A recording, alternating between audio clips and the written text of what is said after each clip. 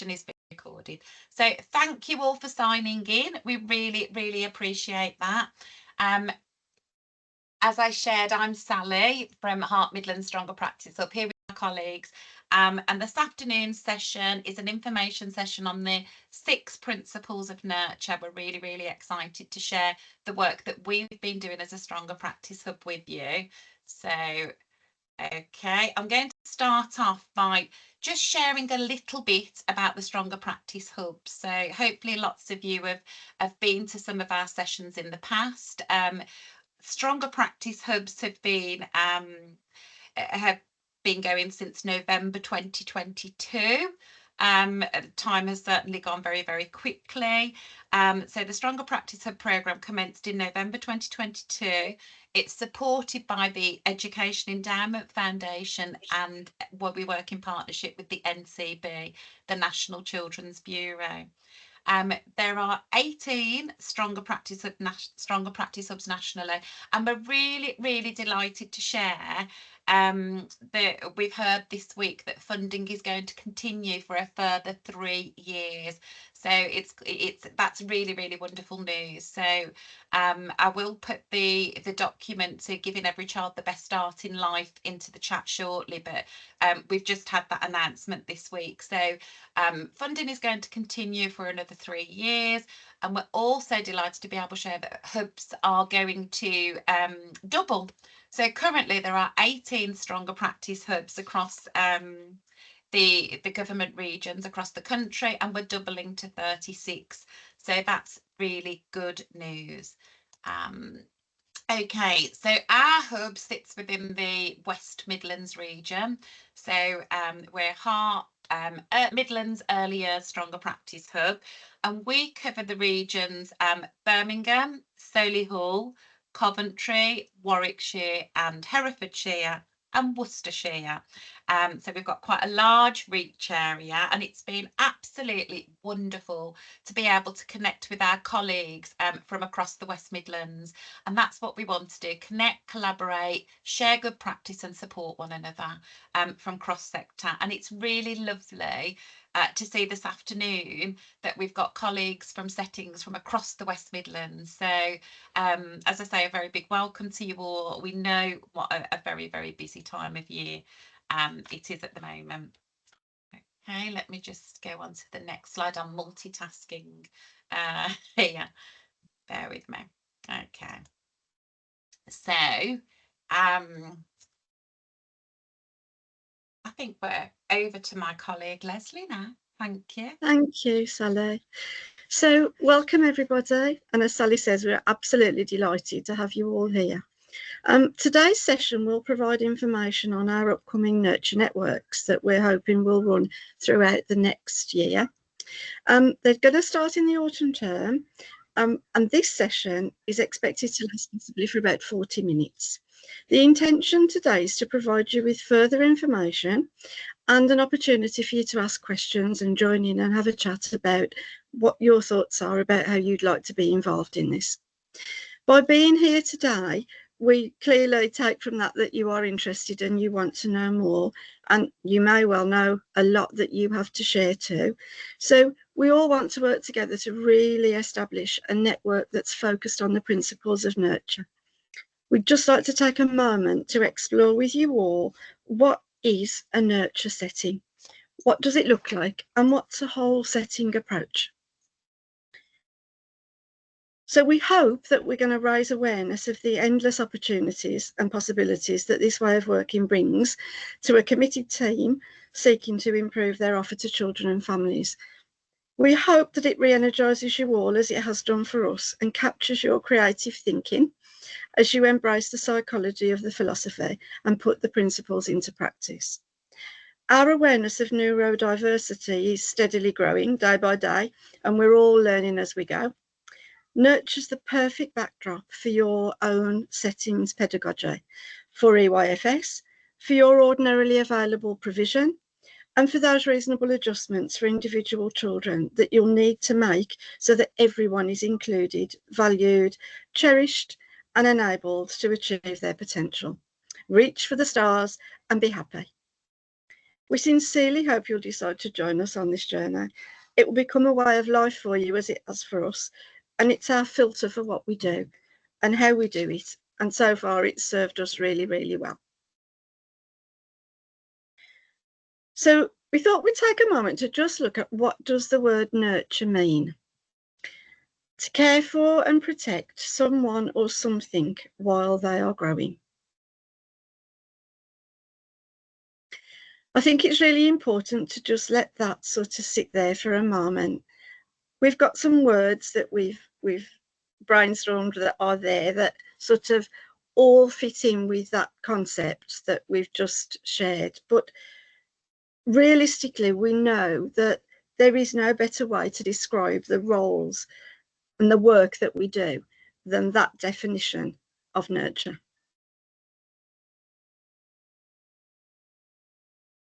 So if we could move to the next slide, Sally, please. We thought we might start off by asking you to have a little think.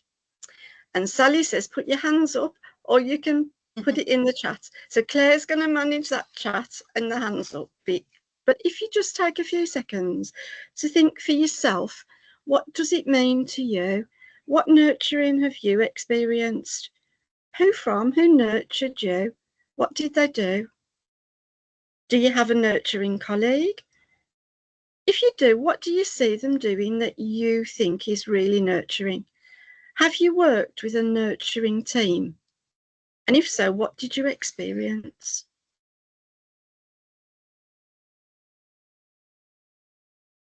And it would be lovely to hear some thoughts, as Leslie said. You know, if you wish to share those with us or pop them in the chat, please do. But it's really important to just think about how we feel when we feel nurtured. You know, think about different. Oh, thank you, Alice. Hello, Alice. Hiya. I think for me, straight away, the feeling of being nurtured is being supported, even though you might make a wrong choice, and even if you might make mistakes, someone's still there to support you through it. Absolutely, it's being safe, isn't it? Yeah, it's that feeling of safety. Thank you for sharing that, Alice. that's okay. Thank you. Yeah, we appreciate it. Thank you. Oh, and Melanie's popped in the chat, feeling loved and belonging. Thank you, Melanie, because it's so important that we feel safe and that we feel a sense of belonging. We need that as adults. We need that at, you know, at our settings or within our places of work. We need to feel that sense of belonging and that safety to, as Ali said, to be able to make mistakes. I'm going to share the next slide, but keep thinking about what nurture means to you. And we're just going to think about why nurture now. And I'd love everyone to just think back to your time as a child. And when did you feel most nurtured at school? And how did you feel? What word would you use to describe how you felt? Did you feel safe, nurtured, accepted, cared for? And when I talk to colleagues and friends and family, we can all remember that special teacher. We can all remember an educator who invested in us. We can all remember somebody who we truly felt safe with, who championed us, who believed in us, who made us feel strong. And everyone needs a champion. We all need a safe person that we can rely on. But this is especially important for our children who we support each day. And I know some of you on the call will have seen the Ian Wright clip. I'm not going to share it now. But some of you will have seen the Ian Wright clip when he talks about his teacher at school and how that teacher really championed him.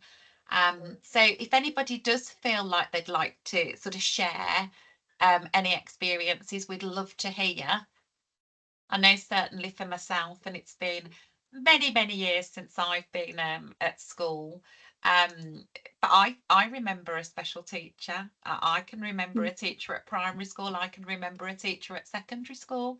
I remember their names. I can remember how they believed in me and they inspired me, and they wanted me to go on and to dream big, and as Leslie said earlier, to reach for the stars. And that, you know, that helped me to think I can do this. I could go to university and I could go on and follow my dreams. So, and our children more than ever, you know, they need somebody to champion them, and they need to feel nurtured and safe within schools. So, and I think as well, post-pandemic, we can look back and think that was such a shock, wasn't it, to everybody? We've all been through the COVID-19 pandemic. We've all felt scared, anxious, worried, and we've all found people who've taken care of us, looked after us, connected with us. And it was a really scary time. So I think possibly coming through that, we appreciate it even more. absolutely. I'm going to take us on to the next slide now, which is the opposite. So equally, can you think of a time when you did not feel cared for, and how this made you feel, or how this made you respond? And I'm sure lots of us can think of that time, and it's the complete opposite, isn't it? We can feel of a time, and it could be at a place of work, it could be a memory from school where we didn't feel safe, where we didn't feel nurtured, where we didn't feel valued or included or confident. And we've got, you know, that stays with us, doesn't it? We can remember those feelings, how it made us feel. Absolutely. So moving on, you just bear with me one moment. We're going to share a little bit about where this journey began. So as a Stronger Practice Hub, as partners, we were really, really fortunate to be able to go to Glasgow, which is a city of nurture. And Leslie, I know you're going to be sharing our journey to Glasgow and how this inspired this work to begin. There's a lovely blog that Claire has put onto the Stronger Practice Hub website that details our journey. But I think we were really fascinated to find out more, because we heard that this was all going on. So we decided to take ourselves on a little trip. But how did that journey begin? Well, we sort of sat around thinking, well, why nurture and why now?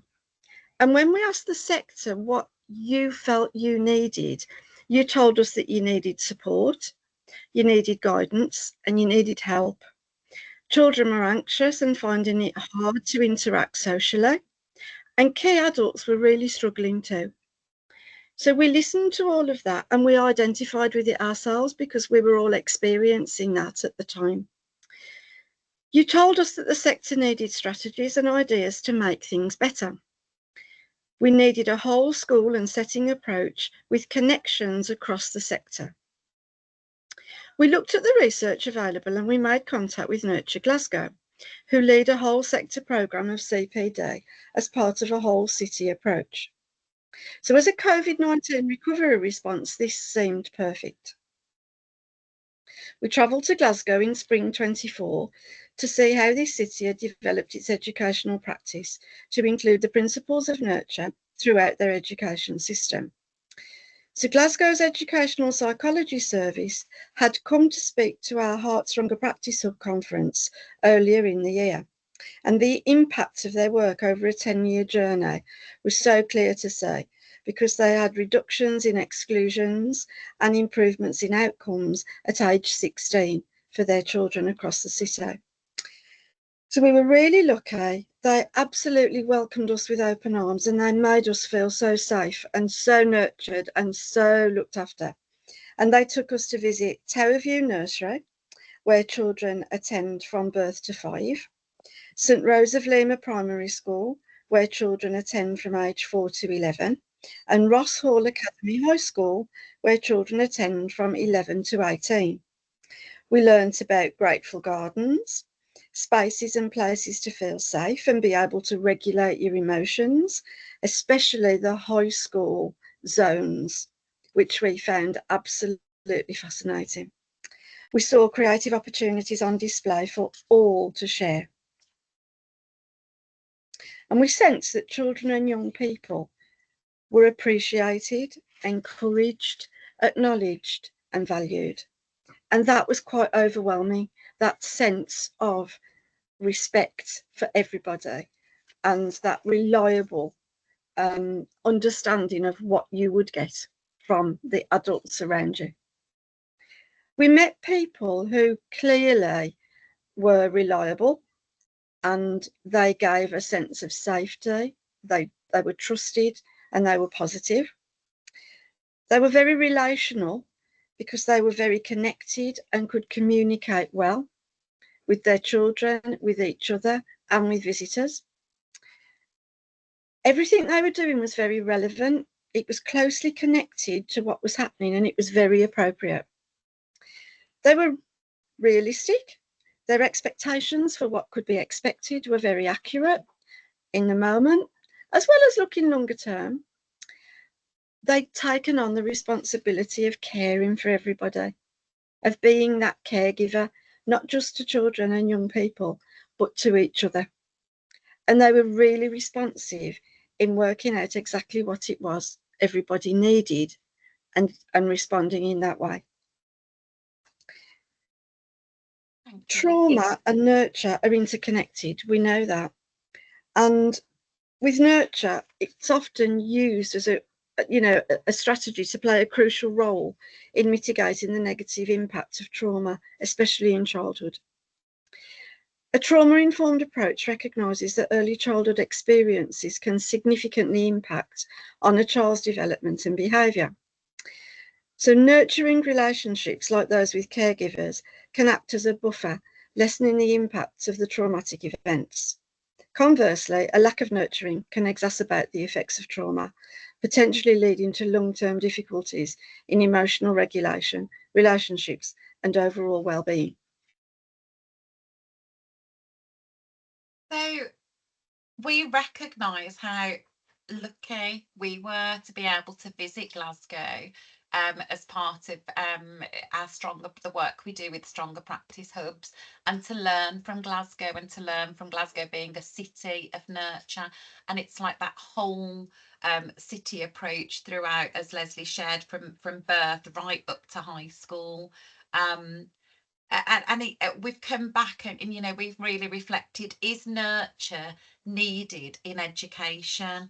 Is nurture needed in education? So if we think about our settings, we're cross-sector and cross-settings. So some of us are childminders, some of us are nursery schools, some of us are private, voluntary and dependent. We might have nursery classes in primary schools. But if we think about our children who we work with every day within our settings, I would say that we are all seeing an increase in the numbers of children with complex and significant needs. We're seeing a large number of children who've got special educational needs and difficulties. We know the research and we know the data with regards to the attainment gap. And when we look at the Giving Every Child the Best Start in Life document, which I will pop into the chat, it clearly documents that at this, by the end of EYFS, the gap is there and it gets wider and it grows and it continues to grow. So mental health, we know, we're not long out of a global pandemic that reduced so many services, and we need that connection. And we've got, many of our families, for many reasons, are struggling with their mental health and well-being. And it's really important that we recognise that. We've got children in our settings who may be looked after. We've got children who may be on child protection plans or child in need plans. We all want to improve outcomes. We know that the Department for Education, the government's agenda is to increase GLD, and we want all of the children in our settings to have improved outcomes. These are things that connect all of us. We know the impact of exclusion from education. We're inspired that Glasgow have little to no exclusions. It's just not a thing.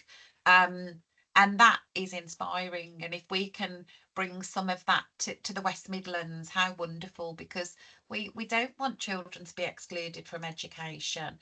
And we know that so many of our children come to our settings with adverse childhood experiences. We've all done lots of work on ACEs, and we know that children can arrive at our settings and there's families living in high levels of poverty. We've got domestic abuse, we've got overcrowding, we've got temporary accommodation. Our children have many challenges. So we believe that it's so important to have this approach, this nurturing approach for all of our children. Domestic abuse, I'll just touch on a little bit, but we know that there are children. You can see some of the statistics. It says 1 in 4 women, but we also know that men are victims of and suffer from domestic abuse. But for us, when I look at the statistics on the screen, we know that there are children in our settings who sadly live in households where there is domestic abuse.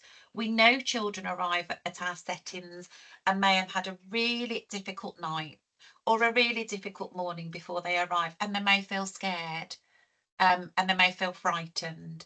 And it's really, really important that we acknowledge this. You can't just start the day if you've had a really difficult night and just be expected to get on with things. You need your champions. You need your people around you that can tune into you and that can help you. Poverty in the UK. We've got increased levels of poverty in the UK. 30% of children, or 4.3 million children, were in poverty in 2022 to 23, and it's continuing to increase. And you've got some of the statistics there on screen. So we know that across the West Midlands there are high levels of deprivation. We know that across the West Midlands there are many of our children who are entitled to EYPP or free school meals, who are living with families who are reliant upon benefits, and we know that has a big impact. Living in deprivation has a big impact on our children, and the data is there on the screen for you to see. So I'm going to go on to the next slide. And again, I'm going to refer to giving every child the best start in life, which also talks about the gap between children from the most advantaged and the most disadvantaged families. And we know that by the end of early years foundation stage, there is a gap. And we know that gap continues to grow. And some of you may have gone to the RISE conferences earlier in the week. They're happening across the West Midlands. Some of you may have read the Giving Every Child the Best Start in Life document, but it's there. By there is 6 to 13 months rather gap in problem solving ability by age 5. 11 to 18 months gap in expressive vocabulary between the most advantaged and the most disadvantaged children. And this data is from the Growing Up in Scotland study. It's there on the screen for you to see. And we're using this data, which was kindly shared with us by our colleagues when we went to Glasgow. But this, we know that we're here within the West Midlands, and we know that many of our children are living in high levels of deprivation, and it's really important that we acknowledge the challenges that come with that. So I'm going to hand back to Leslie, who's going to talk to you about our key drivers. Hi again. So obviously, as Sally's just said, one of the biggest drivers for us to be doing this work is to close that gap in terms of the potential outcomes for all children. Inclusion, having that sense of belonging and knowing that you will turn up at your setting, at your school, and get what you need, because that's really, really important. Attainment and achievement across the board. We want everyone to do well and to be happy. And in terms of lifelong learning, we want everybody to go on and love learning throughout the whole of their lives. We're still as addicted to learning now, all of us, as we were. And that's, I guess, why we're in the Stronger Practice Hub. We're still fascinated every day and getting all excited about everything that comes out that's new, and we can find out more about it. And we really, really need some real good, sound, positive, relevant strategies to support the additional needs of all of our children and all of our adults too. So I think that makes us really want to do more than just, what we've been doing, and we want to be better at including everybody and offering the proper levels of support. So that's where we are, that's our journey, and that's what we aim to do. We've become really passionate about nurture-based practice because we've seen, I think, we've seen so much now. We've met colleagues from Derbyshire too, and we've seen so much about the commitment to inclusive practice within the nurture movement. So we know that there's always, going to be issues and problems and everything else. But if we can have something that grounds us all and keeps us safe and enables us to do the very best that we can, that's where we really, really want to focus, with like-minded people in building a network, coming together, having each other to act as a support mechanism, so we can share our problems, we can give each other ideas, we can all learn together, because we're all in the same boat and we're all trying to do the same job, and we all need as much support as we can get. So we want really a learning community that will really support us all, make us all feel safe, and somewhere we can go and we can trust that we will be listened to and heard. Nurturing approaches really, really help, and we know that because they help to build these positive relationships. They benefit all children, not just children who have additional needs, but every single child who walks in the door will feel more welcomed but by the whole nurture philosophy that wraps around everybody and their families too. And it's really, really important that the families feel welcomed, the families feel safe, so they can discuss with you all of their worries and concerns, not feel judged, and just feel embraced by the school and know that the school and setting will do their very, very best for them. We want to help children and young people to feel connected, really, really connected to each other, and to build that relationship socially where they can be part of a community, and to have lots of strategies to use that are underpinned by research. So we know that our staff are always willing to have a go and try new things. And what we found in our schools is that they're excited at the moment by learning about all of the nurture strategies and the philosophy of nurture and testing it out.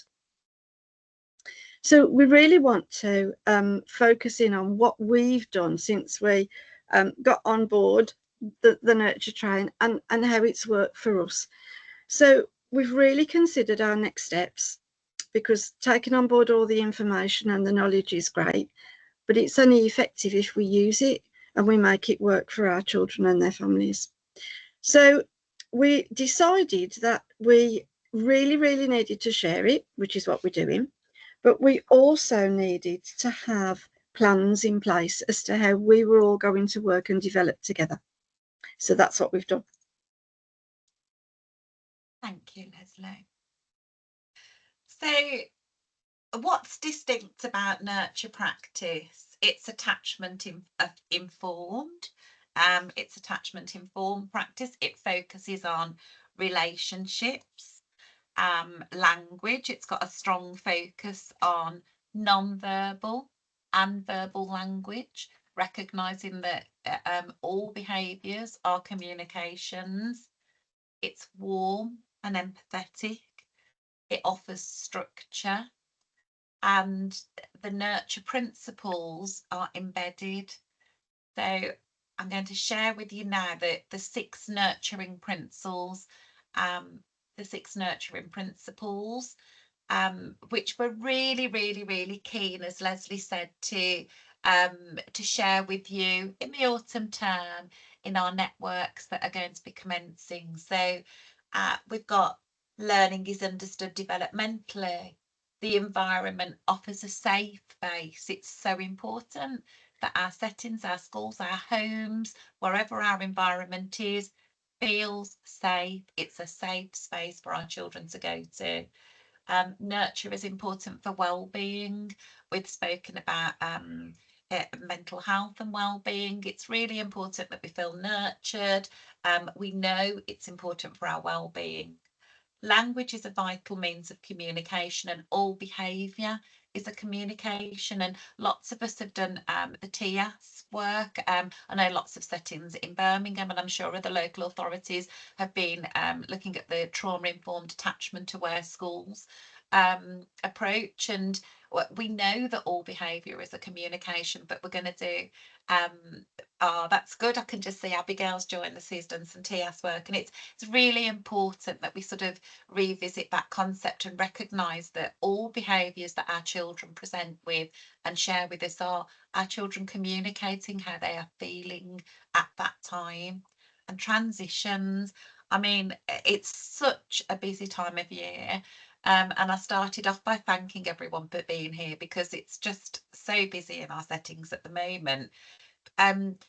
But it's so busy for our children as well. And transitions have such a big impact, and we have to manage them well, and we have to scaffold them, and we have to think really carefully and plan for transitions into our settings, between our settings and out of our settings, because they can, you know, they can make such a difference. So these are the nurturing principles. This is the nurturing principles, as Leslie and Claire have shared, of what we've been exploring as Stronger Practice Hub settings, and we are really, really keen to share the work that we've been doing with you in the autumn term, and for us to learn together through our network. And we'll talk more about how the networks are going to work and what they're going to look like in September. Just going to share another slide. I'm sure lots of you have already visited the Education Endowment Foundation website, and I'm sure lots of you have visited the Early Years Evidence Store, and we've been promoting accessing the Early Years Evidence Store in the EEF, the Education Endowment Foundation, throughout our work as a Stronger Practice Hub. And we've just popped some links on the screen. So, you know, that there's, as you know, because many of you will have been to the Early Years Evidence Store, it covers the whole of the EYFS. It's an absolutely wonderful, wonderful resource. It covers all of the different areas within the EYFS. There's lots of research. It's about accessing support and using evidence-based approaches within our settings that we know make a difference. So, you know, do visit, do have a look, do revisit if you've already visited the Early Years Evidence Store. You can scan the QR code there, and that will take you to the website. And going to move on by just reminding us. In fact, I think this was you, Leslie, wasn't it? I'm going to hand back to you. Thank you. We just thought we're approaching the end now, and we just wanted to remind us all that all of us, each and every one of us, needs nurturing each and every day. We need to be kind, considerate, thoughtful, and reflective. And we need to really think about the impacts that our behaviours have on everybody else that we encounter during the day. So one of the big things that we did when we came back, we started off and we made some plans. So we each have a nurture school and setting development plan. So it's a key priority for all of us in terms of our improvement work in our settings and schools, that this is underpinning everything. We have practice from the heart visits, so people can come and share what we're doing. We can share our development with others. And if you'd like to invite us, we'd love to come out and visit you too. because we know that each of us is in a different place on the journey, but it doesn't matter where we are. It matters that we're all on board together and we're all working together, helping and supporting each other. So we've welcomed staff and children from childcare settings, family hubs, children's centres, primary schools, childminders, and we plan to share our learning through these nurture networks. But we're also really, really hopeful to bring other professionals from other disciplines on board too. And we know that we have some social workers who are really interested in coming and working in our settings to see how we're working in schools and how these principles and the psychology of nurture is underpinning all the work that we do. We have trainers of trainers in each of the Heart Stronger Practice Hub partner settings, and all of our staff at the moment are nurture trained, as we would love for all of you guys to have all of your staff nurture trained. And that's absolutely what the networks will be about over the next 6 months. So we've got the principles that underpin our programs, and our vision and values reflect the principles absolutely across the board. So we're now in the space where we're trying to make our vision and values very visible in all of the work that we do. So we can see it, we can feel it, we can touch it. We know it's there all of the time. These are the networks that we will be delivering, and we thought we'd start in September with transition and understanding about children's development. We thought that that was a pertinent point in everybody's year to look at transition, because as Sally's just said, it's absolutely essential at this point in time. It's the big thing everybody will be struggling with, those children who are settling well, the ones who are not settling so well, the ones who are moving through, who are experiencing differences and the journey may be not going too well for them. What can we do? How can we work with them? How can we make it better? And then in November, we're going to move on to looking at understanding more about the behaviour and what is being communicated to us through a child and even a grown-up's behaviour. What are they telling us? Not always verbally, but what is their behaviour showing us? Is the parts of the space that we're working in where they don't feel safe? And is their behaviour reflective of that? And then in January, we're moving on to safe spaces and wellbeing. In March, we're hoping to bring together a reflection day session where we can embed practice. But I think what we'd really like to do is have that session about reflection and review, and then look at where we can go next. And I know that we would dearly all love to have an event where we come together that's all about nurture practice and nurture settings and nurture schools. So hopefully now we know we can go on beyond March, fingers crossed, we'll be able to organise an event that would bring us all together. Thank you, Leslie. So that almost brings us to the end of today's session, but there is an opportunity for questions. If anybody's got any comments, any thoughts, any questions. I'm so sorry you can't book your place by clicking here on the screen as the slide says, but Claire has just popped into the chat, or is just popping into the chat, the booking link. So all of our events, everything that we do, all of our blogs, our webinars are published on the Early Years Stronger Practice Hub's website, along with all of the other Hub's resources. So our booking links can be found.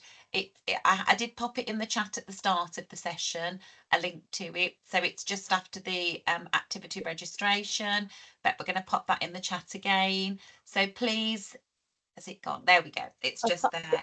Thank you, Claire.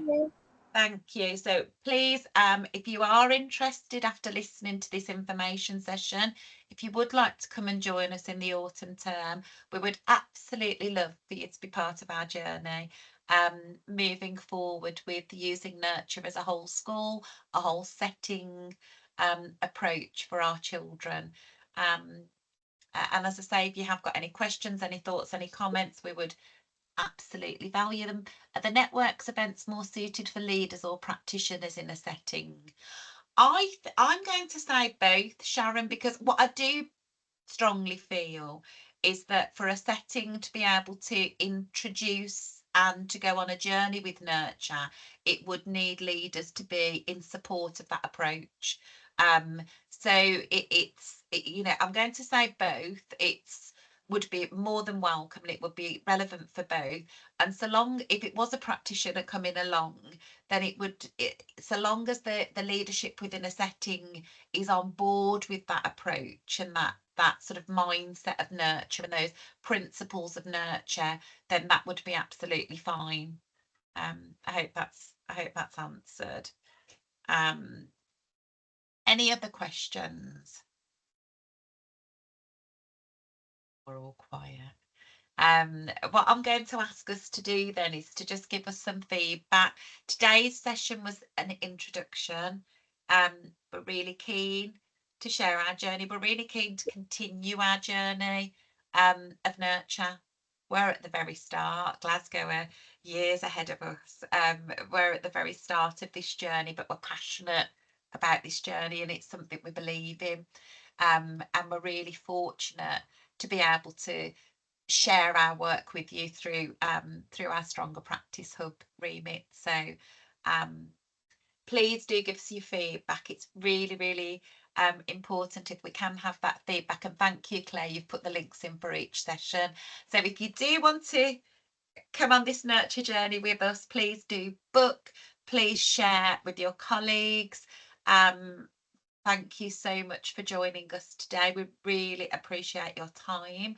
As I shared at the beginning, I have recorded the session, so we will also publish this for you to reflect on and to possibly share with colleagues in your settings, and that will be published on the Stronger Practice Hub website. So a big thank you.